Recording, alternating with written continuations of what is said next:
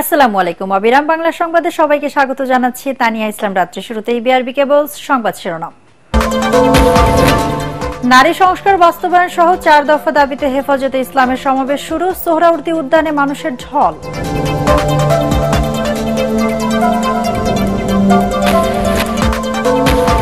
দলের নিবন্ধন ও গঠনতন্ত্র প্রণয়নের জন্য পুরোপুরি প্রস্তুত জাতীয় নাগরিক পার্টি এনসিপি। শিগগিরই 100টি থানা এবং 21 জেলায় কমিটি ঘোষণা। চট্টগ্রাম বন্দরকে ঘিরে ইকোনমিক ও ম্যানুফ্যাকচারিং হাব করার লক্ষ্যে এগোচ্ছে সরকার। সৃষ্টি হবে বিপুল কর্মসংস্থান।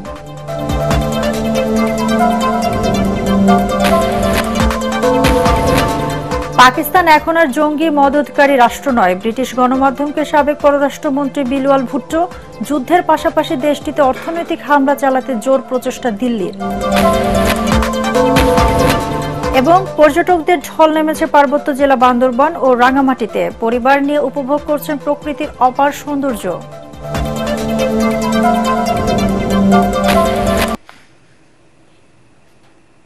শুনছিলেন বিআরবি কেবল সংবাদ শিরোনাম। এবার বিস্তারিত। নারী অধিকার সংস্কার বিষয়ক কমিশনের প্রস্তাব বাতিল। শাপলা ট্র্যাজেডি ও আওয়ামী শাসনামলে সব গণহত্যার বিচার সহ 4 দফা দাবিতে রাজধানীতে মহাসমাবেশ করছে হেফাজতে ইসলাম। সকাল 9টা থেকে শুরু হয়েছে এই মহাসমাবেশ, চলবে দুপুর 1টা পর্যন্ত। ফজরের নামাজের পর বিভিন্ন এলাকা থেকে আসতে শুরু করেন সংগঠনটির নেতাকর্মীরা। সকাল 7টার আগেই মূল সমাবেশস্থলে কয়েক হাজার মানুষের সমাগম ঘটে।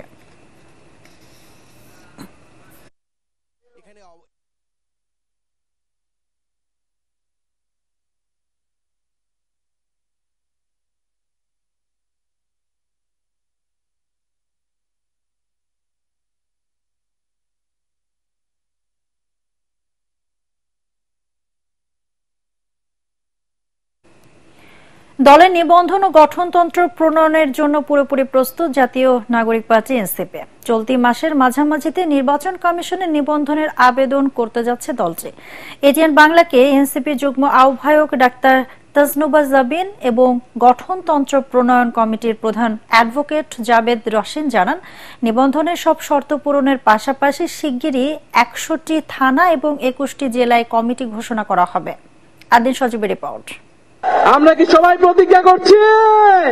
24-এর গণ অভ্যুত্থানে আওয়ামী শাসন পতনের 6 মাস পর নতুন রাজনৈতিক বন্দোবস্তের প্রতিশ্রুতি দিয়ে 28 ফেব্রুয়ারি আত্মপ্রকাশ করে জাতীয় নাগরিক পার্টি এনসিপি। ক্ষমতা না জনতা। আগামী জাতীয় সংসদ নির্বাচন নিয়েও পরিকল্পনা আছে। জুলাই বিপ্লব থেকে উঠে আসা দলটির এখনো নির্বাচন কমিশনে দলটি আবেদন না করলেও নতুন দলগুলোর অনুরোধে আগামী 22 জুন পর্যন্ত নিবন্ধনের সময়সীমা বাড়ানো হয়েছে। আমরা সবসময় যেটা বলে এসেছি যে একটা মৌলিক সংস্কারের পরেই আমরা নির্বাচনটা চাই, সেটা যখনই হোক, ডিসেম্বরে হলে ডিসেম্বরে, জুনে হলে জুনে। বিগত দিনে যে নির্বাচন কাঠামো বা ক্ষমতা কাঠামো ছিল, যেটার মাধ্যমে এক ধরনের স্বৈরশাসক ফ্যাসিবাদের যে জন্ম হতো, আমরা সেই কাঠামোটার চক্র থেকে আমরা বের হতে চাই। নিবন্ধন পেতে কমপক্ষে 100টি উপজেলায় দলীয় কার্যালয় স্থাপন এবং 1/3 জেলায় সক্রিয় সাংগঠনিক কাঠামো সহ প্রতিটি উপজেলা বা থানায় কমপক্ষে 200 জন ভোটারকে সমর্থক হিসেবে তালিকাভুক্ত করার শর্ত আছে নির্বাচন কমিশনের। কতটা প্রস্তুত এনসিপি? 450-র মতন উপজেলাতে আমাদের কমিটির বিস্তার ছিল এবং বৈষম্য বিরোধী ছাত্র আন্দোলনও অনেকগুলো জেলা পর্যায়ে তারা কমিটি দিতে পেরেছে। তো সেই ক্ষেত্রে সাংগঠনিকভাবে আমাদের কিন্তু সমগ্র দেশে বিস্তার লাভ ইতিমধ্যে হয়ে গিয়েছে। আমাদের স্ট্রাকচারটা আছে, কিন্তু ওয়ার্ড বাই ওয়ার্ড ফলো করে যে ডকুমেন্টেশনের কাজটা, সেটার জন্যই মূলত কিন্তু আমরা এই সময়টা নিচ্ছি। আগামী মে মাসের মাঝামাঝি নাগাদ হয়তো আমরা আমাদের নিবন্ধনের যে শর্তগুলো আছে সেগুলো পূরণ করতে সক্ষম হব এবং আমরা নিবন্ধনের জন্য আবেদন করব। জাতীয় নাগরিক পার্টির গঠনতন্ত্র প্রণয়নে সম্প্রতি একটি আলাদা কমিটি গঠন করা হয়েছে। কি তার অগ্রগতি আর দলের লক্ষ্য উদ্দেশ্যই বা কি হতে যাচ্ছে? খুব দ্রুত খসড়া তৈরি করার প্রস্তুত করার কাজ করছি এবং সেটা আমরা আগামী সপ্তাহে আমাদের যে পলিটিক্যাল কাউন্সিল আছে সেই কাউন্সিলে আমরা জমা দেব। আগামী 15 দিনের মধ্যে হয়তো একটা চূড়ান্ত গঠনতন্ত্র আমরা প্রণয়ন করতে পারবো। 1-2 ব্যক্তির খুশি অখুশি বা ইচ্ছা অনিচ্ছার উপর যাতে দলটা নির্ভর না করে এবং দলীয় নেতৃত্বে যাতে এক ধরনের স্বচ্ছতা থাকে, জবাবদিহিতা থাকে। সারা দেশে 400-রও বেশি উপজেলায় সক্রিয় সাংগঠনিক কাঠামো আছে জাতীয় নাগরিক কমিটির, যা নতুন দলটির রাজনৈতিক কার্যক্রমের গতি বাড়িয়েছে বলেও মনে করছেন শীর্ষ নেতারা। কালেকটিভ ডিসিশনের প্রতি জোর দিয়েছি এবং সভাপতি কিংবা এক ব্যক্তি যেন ক্ষমতার কেন্দ্রে না থাকেন সেটা চেক এন্ড ব্যালেন্স করার যথেষ্ট বন্দোবস্ত এখানে ব্যবস্থা আমাদের গঠনতন্ত্রে রয়েছে। আদ্দিন সজীব, এটিএন বাংলা, ঢাকা। চট্টগ্রাম বন্দরকে ঘিরে বাংলাদেশকে ইকোনমিক ও ম্যানুফ্যাকচারিং হাব করার লক্ষ্যে এগুচ্ছে সরকার। এজন্য বন্দরের কন্টেইনার হ্যান্ডলিং ক্ষমতা 6 গুণ বাড়ানো হচ্ছে বলে জানান প্রধান উপদেষ্টার প্রেস সচিব শফিকুল আলম। চট্টগ্রামের সাংবাদিকদের ব্রিফিংয়ে তিনি আরও জানান, বন্দরের সক্ষমতা বাড়াতে আন্তর্জাতিক কোম্পানিগুলোকে যুক্ত করা হচ্ছে। এটি বাস্তবায়ন হলে কর্মসংস্থান বাড়ার পাশাপাশি দেশ নতুন অর্থনৈতিক উচ্চতায় পৌঁছে যাবে বলেও মনে করছেন প্রেস সচিব। চট্টগ্রাম থেকে আবুল হাসানাতের তথ্য ছবিতে রিপোর্ট করছেন মাহবুব কবির চপল। দেশের অর্থনীতির প্রাণকেন্দ্র বলা হয় চট্টগ্রাম সমুদ্র বন্দরকে। আমদানি রপ্তানির অন্যতম রুট এটি। এবার বন্দর ঘিরে নতুন পরিকল্পনা করছে অন্তর্বর্তী সরকার। চট্টগ্রাম সার্কিট হাউসে সেটি তুলে ধরেন প্রধান উপদেষ্টার প্রেস সচিব শফিকুল আলম। তিনি জানান, চট্টগ্রাম ও মাতারবাড়ি বন্দরকে কেন্দ্র করে ম্যানুফ্যাকচারিং হাব করার পরিকল্পনায় এগোচ্ছে ডক্টর ইউনূস সরকার। এর মাধ্যমে বিপুল কর্মসংস্থান ও অর্থনীতির নতুন সম্ভাবনা সৃষ্টি হবে বলে জানান তিনি। বাংলাদেশের এখন যদি নতুন করে জব তৈরি করতে হয়, প্রচুর জব, যেটা আমাদের ইয়াং ছেলে মেয়েদের জব দরকার, এবং বাংলাদেশের যে ইকোনমিক উন্নতিটা এটা নতুন স্কেলে নতুন উচ্চতায় নিতে হলে এই কান্ট্রিকে ম্যানুফ্যাকচারিং হাব করতে হবে। ম্যানুফ্যাকচারিং হাব শুধুমাত্র বাংলাদেশের 18 কোটি লোকের জন্য না, এটা পুরো এই রিজিয়নের 30-40 কোটি লোকের জন্য। এজন্য চট্টগ্রাম বন্দরের সক্ষমতা বৃদ্ধির উদ্যোগ নেওয়া হচ্ছে। 2030 সালের মধ্যে বন্দরের কন্টেনার হ্যান্ডেলিং ক্ষমতা 6 গুণ বাড়িয়ে 78,60,000 TEUS করা হবে বলে জানান শফিকুল আলম। পুরো চিটাঙের যে পোর্ট সিস্টেমটাকে এইটাকে আমাদের এফিশিয়েন্ট করা। আমি কেন এফিশিয়েন্ট করব? কারণ হচ্ছে এইটা দিয়ে আমাদের প্রচুর পরিমাণ গুডস এক্সপোর্ট করতে হবে। প্রেস সচিব জানান, আগামী সেপ্টেম্বরের মধ্যে আন্তর্জাতিক মানের কোম্পানিগুলোর সাথে চুক্তি করা হবে, যাদের রয়েছে বিশ্বের 80 থেকে 90টিরও বেশি বন্দর পরিচালনার অভিজ্ঞতা। যে কোনো কোম্পানি যে কোনো দিন একটা পোর্ট হ্যান্ডেল করে নাই এরকম না, যারা অনেক বছর ধরে করছেন, যাদের 70, 80, 90টা পোর্ট হ্যান্ডেল করছেন এবং একটা কন্টিনেন্ট না, 2, 3, 4টা কন্টিনেন্টে করছেন, তাদের সাথে আমরা কথা বলছি। তাদেরকেই এই বিষয়ে তাদেরকে এনগেজ করা হবে। মাহবুব কবির চপল, এটিএন বাংলা। কেমন দেখছেন কি দর্শক? এই মুহূর্তে সোহরাওয়ার্দী উদ্যানে আছেন সহকর্মী মনির হোসেন তপু। আমরা সরাসরি চলে যাচ্ছি তার কাছে। তপু, সমাবেশে মানুষের উপস্থিতি কেমন দেখছেন? নেতারা কি বলছেন? আমাদেরকে বিস্তারিত জানাবেন।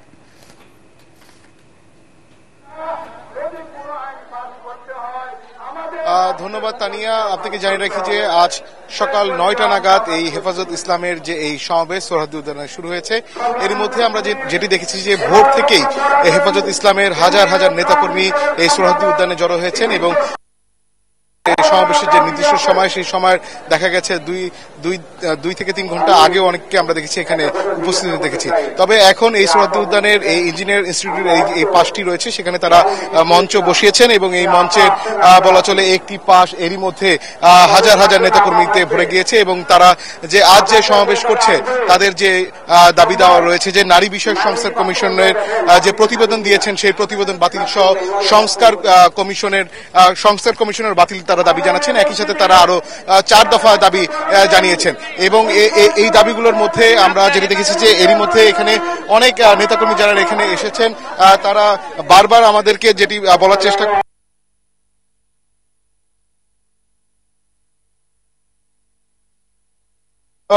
যাতে দ্রুত বাস্তবায়ন হয় সেই জন্য তারা জোরালো দাবি জানাচ্ছেন। এর মধ্যে হেফাজত ইসলামের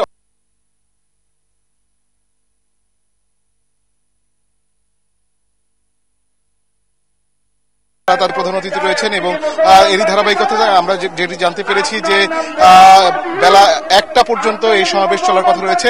এরই মধ্যে সকাল থেকে বিভিন্ন জেলা, চট্টগ্রাম সহ দেশের প্রতিটি জেলা থেকে হেফাজত ইসলামের হাজার হাজার নেতাকর্মী এখানে উপস্থিত হয়েছেন এবং এই সোহরাওয়ার্দী উদ্যানের একটি পাশ এবং কিছু নির্দেশনা আমরা হয়তো পাবো, সেই দিক নির্দেশনাগুলো আপনাদেরকে জানিয়ে দেওয়া হবে। এই ছিল আমার কাছে সবশেষ খবর। ধন্যবাদ তপু আপনাকে। জামালপুরের বকশীগঞ্জ ও দেওয়ানগঞ্জ উপজেলার দশানী নদীতে পাল্টাপাল্টি নির্মাণ করা কৃত্রিম বাঁধ কেটে দিয়েছে এলাকার বিক্ষুব্ধ জনতা। দুই উপজেলা বিএনপির নেতাকর্মীর উপস্থিতিতে বাঁধ দুটি কেটে দেওয়া হয়। দশানী নদীর ভাঙন রোধে বাহাদুরাবাদ ইউনিয়নের খাপড়াপাড়া গ্রামে নদীর পানি প্রবাহ বন্ধ করে সম্প্রতি 120 মিটার লম্বা ও 35 মিটার প্রস্থ বাঁধ নির্মাণ করা হয়। এই বাঁধ দেখে আধা কিলোমিটার দূরে সাধুরপাড়া ইউনিয়নের চর আইরমারি গ্রামে 150 মিটার লম্বা 50 মিটার প্রস্থ বাঁধ নির্মাণ করে এলাকাবাসী। আড়াআড়ি বাঁধের ফলে 20টি গ্রামের আধা পাকা ধান ও ভুট্টা পানির নিচে তলিয়ে যায়। বাঁধ দুটি অপসারণ করতে দুই উপজেলা প্রশাসন একাধিকবার বৈঠকও করে। অবশেষে স্থানীয় বিএনপির নেতাকর্মীদের সহযোগিতায় বাঁধ দুটি অপসারণ করে দশানী নদীর পানির প্রবাহ স্বাভাবিক করা হয়।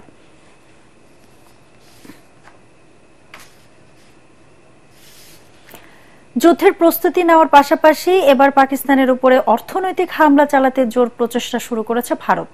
পাকিস্তানের মদদে এই অঞ্চলে সন্ত্রাসবাদী সংগঠনগুলো তাদের কার্যক্রম পরিচালনা করছে, এই অভিযোগ তুলে আন্তর্জাতিক মুদ্রা তহবিল যাতে দেশটিকে অর্থ সহায়তা না করে সেই লক্ষ্যে দৌড়ঝাঁপ চালাচ্ছে নয়াদিল্লি। এদিকে সাবেক পাক পররাষ্ট্রমন্ত্রী বিলওয়াল ভুট্টোর ভারতের এই অভিযোগ অস্বীকার করে বলেছেন, পাকিস্তান এখন আর জঙ্গি মদতকারী রাষ্ট্র নয়। ইসলামী চরমপন্থা নির্মূল করার জন্য ব্যাপক সংস্কার করা হয়েছে। বিস্তারিত জানাচ্ছেন আসিফুর রহমান সাগর। অধিকৃত কাশ্মীরে পর্যটকদের ওপর হামলার ঘটনাকে কেন্দ্র করে ভারত ও পাকিস্তানের মধ্যে উত্তেজনা এখন চরমে। পারমাণবিক শক্তিধর প্রতিবেশী দুটি দেশই সীমিত পরিসরে সামরিক হামলার আভাস দিচ্ছে। এতে ইউক্রেন ও মধ্যপ্রাচ্যের যুদ্ধাবস্থার মধ্যে এশিয়াতেও একই পরিস্থিতি তৈরির আশঙ্কা দেখা দিয়েছে। তবে কোনো মতেই এই অঞ্চলে আরেকটি যুদ্ধ চাইছে না মার্কিন যুক্তরাষ্ট্র সহ আন্তর্জাতিক সম্প্রদায়। এদিকে পেহেলগামে পাকিস্তানের মদদে জঙ্গি সন্ত্রাসী গোষ্ঠী এই হামলা চালিয়েছে। ভারতের এই অভিযোগ অস্বীকার করে আসছে ইসলামাবাদ। এবার এই জঙ্গি ইস্যুতে মুখ খুললেন দেশটির সাবেক পররাষ্ট্রমন্ত্রী ও পাকিস্তান পিপলস পার্টির চেয়ারম্যান বিলওয়াল ভুট্টো। ব্রিটিশ সংবাদ মাধ্যম স্কাই নিউজকে দেওয়া সাক্ষাৎকারে তিনি বলেন, দীর্ঘদিন পাকিস্তান চরমপন্থার ঢেউয়ের মধ্যে দিয়ে গেছে, কিন্তু ইসলামী চরমপন্থা নির্মূল করার জন্য পাকিস্তান অভ্যন্তরীণ সংস্কার করেছে। এটা অস্বীকার করার উপায় নেই। এক সময় সন্ত্রাসী গোষ্ঠীগুলিকে রাষ্ট্রীয়ভাবে মদত দেয়া হয়েছিল, এটা ঐতিহাসিক সত্য, কিন্তু সেটা এখন অতীত। বর্তমানে পাকিস্তান সেই ধারা থেকে বের হয়ে এসেছে। এখন আর চরমপন্থার সাথে পাকিস্তানের কোনো সম্পর্ক নেই।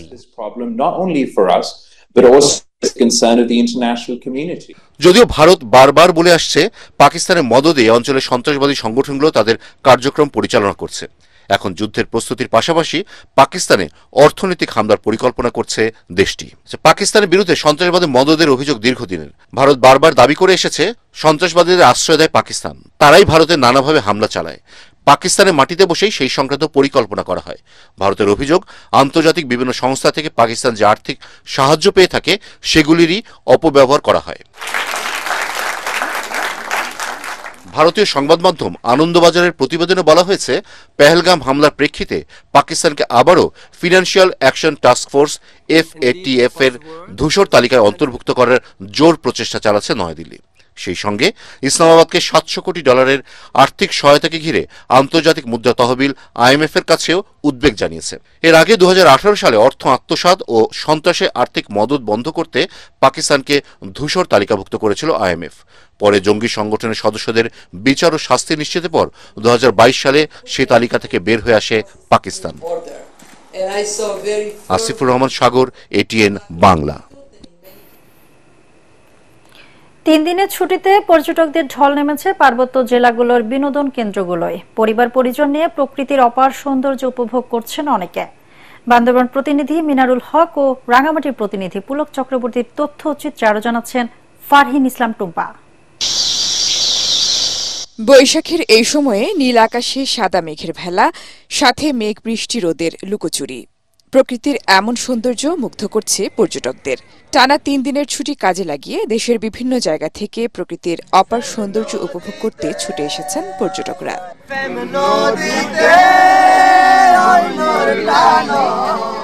বান্দরবানের নীলাচল, মেঘলা, প্রান্তিক লেক ছাড়াও দেবতাখুম, থানচির বড় পাথর, রেমাক্রি ঝর্ণা, নীলগিরি, চিম্বুক, নীলাদ্রি, তমাতুঙ্গিতেও ভিড় করছেন প্রকৃতিপ্রেমীরা। ওয়েদার অনেক সুন্দর, চারপাশে আকাশ নীল, ভালো লাগলো অনেক। নীলাচলে আসলাম, নীলাচলে আসলে সৌন্দর্য আপনারা এসে দেখতে পারেন। খুবই সুন্দর একটা এরিয়া, যার মনোরম পরিবেশ আমাদের হৃদয় ছুঁয়ে গেছে। পর্যটকদের পদচারণায় মুখরিত পাহাড় ও হ্রদে ঘেরা শহর রাঙামাটিও। কাপ্তাই হ্রদ, ঝুলন্ত bridge, Bargi lake, Polwel park, Aranyak সব জায়গাতেই পর্যটকদের উপচে পড়া ভিড়।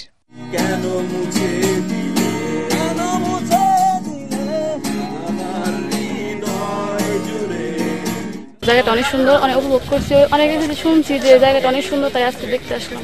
আমরা এখানে ঘুরতে আসছি ফ্যামিলি নিয়ে, পরিবার নিয়ে, সবকিছু ভালো আছে, পরিবেশ সুন্দর।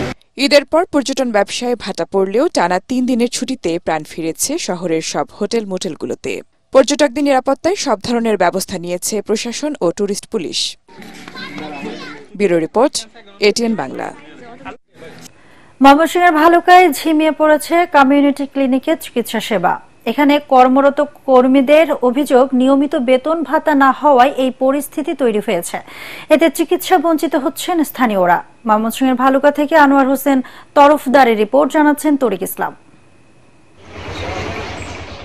অসুখে বিসুখে গ্রাম পর্যায়ে দরিদ্র মানুষের ভরসা কমিউনিটি ক্লিনিক। ময়মনসিংহের ভালুকা উপজেলায় কমিউনিটি ক্লিনিক রয়েছে 35টি। প্রাথমিক স্বাস্থ্যসেবার অংশ হিসেবে এখান থেকে রোগীদের 27 ধরনের ওষুধ বিনামূল্যে দেওয়া হয়। তবে নিয়মিত বেতন ভাতা না হওয়ায় প্রভাব পড়েছে এখানকার সেবা কার্যক্রমে। সরকারের ওষুধ আইলে আমরা চিকিৎসা পাই, ঘুরে যায় না, কিন্তু সপ্তাহে 2-3 দিন বন্ধ থাকে। শত কষ্টের মাঝেও রোগীদের চিকিৎসা দিয়ে যাচ্ছেন বলে জানিয়েছেন কমিউনিটি ক্লিনিকের দায়িত্বপ্রাপ্তরা। 8 মাস যাবত বেতন পাচ্ছি না, আমাদের দিন অনেক কষ্ট চলতেছে। আমাদের কিভাবে তাড়াতাড়ি বেতন হয়, রাজস্ব হয়, সেই ব্যবস্থা করে। তা সরকারের কাছে আমাদের একটাই আবেদন, আমাদের চাকরিটার জন্য দ্রুত জাতীয়করণ করে আমাদের এটার জন্য একটা করে দ্রুত এ সমস্যার সমাধান করা হবে বলে জানিয়েছেন উপজেলা স্বাস্থ্য কমপ্লেক্সের পরিবার পরিকল্পনা কর্মকর্তা doctor Mohammad Nazrul Islam. Bureau report, ATN Bangla. 8 ঘন্টা পর এসএসসি পরীক্ষার্থী সহ 2 বাংলাদেশিকে ফেরত দিয়েছে ভারতীয় সীমান্তরক্ষী বাহিনী বিএসএফ। বর্ডার গার্ড বাংলাদেশ বিজিবির সাথে বিএসএফ এর পতাকা বৈঠকের পর শুক্রবার দিবাগত রাত 2টার দিকে বুড়িমারি স্থলবন্দরে 0 পয়েন্ট দিয়ে তাদের ফেরত আনা হয়। এমনটাই জানিয়েছে ফেরত আনা 2 বাংলাদেশির পরিবার। এর আগে লালমনিরহাটের পাটগ্রাম সীমান্তে টিকটক করার সময় উপজেলার ধবলসতী সীমান্ত থেকে এসএসসি পরীক্ষার্থী মাহফুজ ইসলাম ও সাজিদুল ইসলাম নামের 2 বাংলাদেশি যুবককে ধরে নিয়ে যায় বিএসএফ।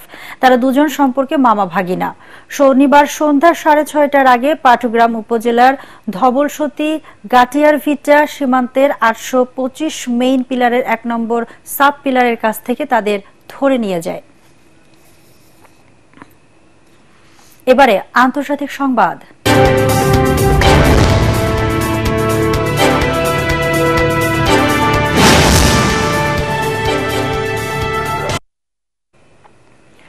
জনপ্রিয় ভিডিও শেয়ারিং প্ল্যাটফর্ম টিকটকের বিরুদ্ধে 530 মিলিয়ন ইউরো জরিমানা করেছে ইউরোপীয় ইউনিয়ন ইইউ। ইউরোপীয় ইউনিয়নের নাগরিকদের ব্যক্তিগত তথ্য চীনে স্থানান্তরের অভিযোগে এই জরিমানা করা হয়েছে।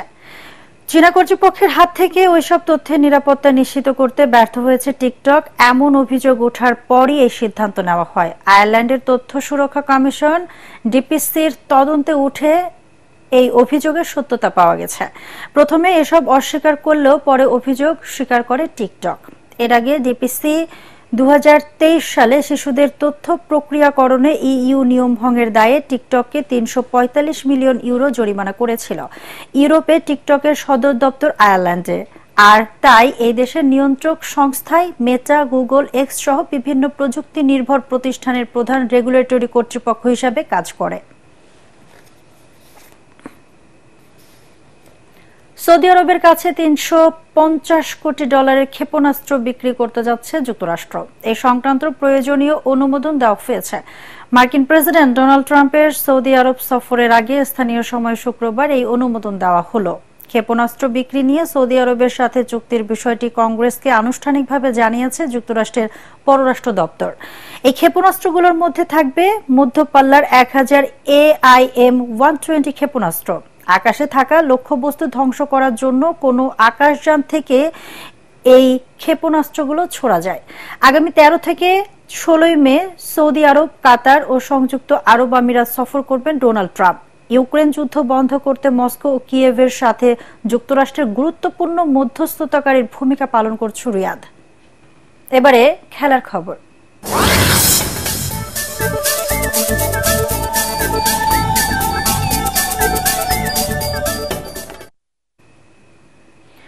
কেভিন ডি ব্রুইনের গোলে উলভারহ্যাম্পটনকে হারিয়ে ইংলিশ প্রিমিয়ার লিগের তৃতীয় স্থানে উঠছিল ম্যানচেস্টার সিটি। নিজেদের মাঠ ইতিহাদ স্টেডিয়ামে সিটিজেনরাই ছিল ফেভারিট, তবে গোল পেতে অপেক্ষা করতে হয় 35 মিনিট পর্যন্ত। জেরেমি ডোকুর কাছ থেকে বল পেয়ে দলকে এগিয়ে দেন ডি ব্রুইন।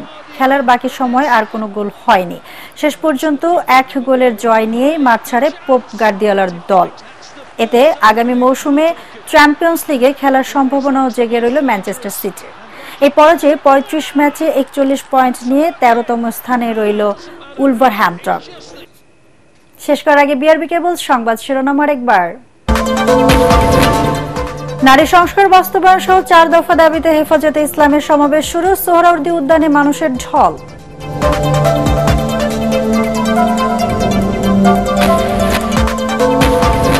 দলের নিবন্ধন ও গঠনতন্ত্র প্রণয়নের জন্য পুরোপুরি প্রস্তুত জাতীয় নাগরিক পার্টি এনসিপি। শিগগিরই 100টি থানা ও 21 জেলায় কমিটি ঘোষণা।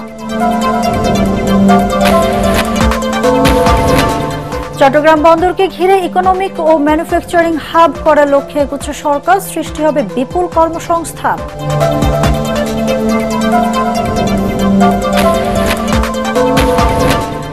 পাকিস্তান এখন আর জঙ্গি মদতকারী রাষ্ট্র নয়, ব্রিটিশ গণমাধ্যমকে সাবেক পররাষ্ট্রমন্ত্রী বিলওয়াল ভুট্টো। যুদ্ধের পাশাপাশি দেশটিতে অর্থনৈতিক হামলা চালাতে জোর প্রচেষ্টা দিল্লির। এবং পর্যটকদের ঢল নেমেছে পার্বত্য জেলা বান্দরবান ও রাঙ্গামাটিতে। পরিবার নিয়ে উপভোগ করছেন প্রকৃতির অপার সৌন্দর্য।